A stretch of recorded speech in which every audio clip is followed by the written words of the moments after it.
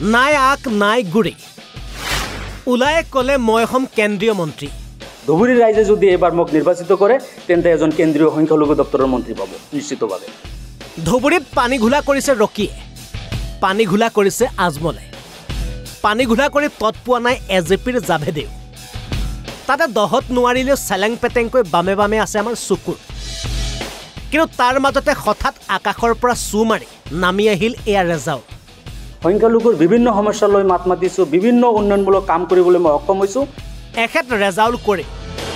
দলৰ নাম RPI মানে ৰিপাব্লিক পাৰ্টি অফ ইণ্ডিয়া আৰু সেই দলৰে লোকসভা নিৰ্বাচনৰ প্ৰাৰ্থী এখেত ৰেজাউল কৰে ষ্টাৰ কেম্পেইনাৰ হিচাপে বলিউডৰ এক্টৰো আহিব মূলতঃ ক'বলৈ গ'লে RPI দল হৈছে বিজেপিৰ সৈতে কেন্দ্ৰত মিত্ৰতাত থকা এটা ৰাজনৈতিক দল আৰু সেই দলৰে এগৰাকী ৰেজাউলে এবাৰ নিৰ্বাচন খেলিব ধুবুৰীত মই আশাবাদী এইবাৰ যদি ৰাইজে মোক নিৰ্বাচিত কৰে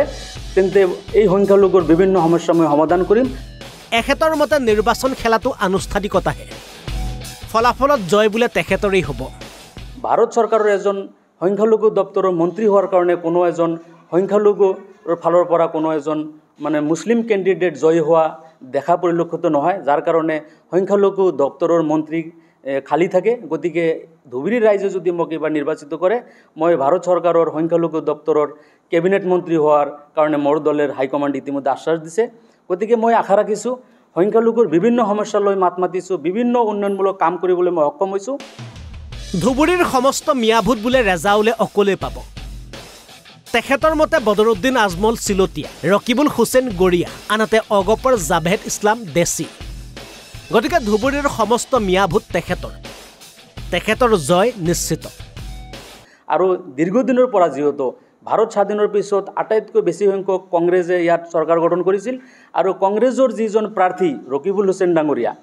তেখেতে যিহেতু তিনিবাৰকৈ কেবিনেট মন্ত্ৰী আছিল অসমত আৰু তেওঁৰ নেতৃত্বত কোনো ধৰণৰ সংখ্যালঘুৰ কোনো কাম হোৱা নাই উন্নয়নমূলক আৰু সংখ্যালঘুৱে উপহাৰ হিচাপে ডিটেনশ্যন কেম্প পাইছে ডি ভোটাৰৰ সমস্যা পাইছে NRCৰ সমস্যা পাইছে বিভিন্ন সমস্যাত জৰ্জৰিত আমাৰ সংখ্যালঘু ৰাইজ গতিকে মই আশাবাদী এইবাৰ যদি ৰাইজে মোক নিৰ্বাচিত কৰে তেন্তে এই সংখ্যালঘুৰ বিভিন্ন সমস্যা মই সমাধান কৰিম ৰাইজে যদি মোক নিৰ্বাচিত কৰে মিয়া জনগোষ্ঠীৰ যিহেতু সৰহসংখ্যক ভোট ইয়াত আছে ধুবুৰী লোকসভা সমষ্টিত তেন্তে মই মিয়া জনগোষ্ঠীৰ যিখিনি সমস্যা আছে এই গোটেই সমস্যাখিনি মই মেম্বাৰ অফ পাৰ্লিয়ামেণ্ট হৈ মই সমাধান কৰিম কেন্দ্ৰ তথা ৰাজ্য চৰকাৰৰ জৰিয়তে কেৱল ইমানেই নহয় দুই এদিনৰ ভিতৰতে ৰেজাউল কৰিমৰ প্ৰচাৰৰ বাবে ধুবুৰীলৈ আহিব বলিউডৰ তাৰকা ৰাষ্ট্ৰীয় সভাপতি তথা ভাৰত চৰকাৰৰ সামাজিক ন্যায় মন্ত্ৰী মাননীয় ৰামদাস আঠাৱালে চাহাবে ইতিমধ্যে মোক অৱগত কৰিছে আৰু ৰাজ্যিক কমিটিৰ ফালৰ পৰা অৱগত কৰিছে অহা 3 মেত আমাৰ কেন্দ্ৰীয় মন্ত্ৰী তথা ৰাষ্ট্ৰীয় সভাপতিয়ে মোৰ নিৰ্বাচনী প্ৰচাৰৰ কাৰণে ধুবুৰী সমষ্টিৰ অন্তৰ্গত দুটা প্ৰগ্ৰামত তেওঁ অংশগ্ৰহণ কৰিব আৰু লগতে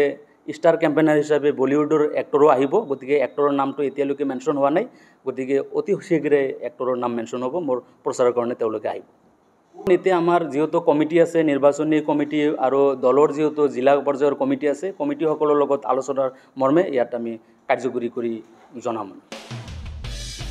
ব্যুৰ' ৰিপৰ্ট অসম লাইভ 24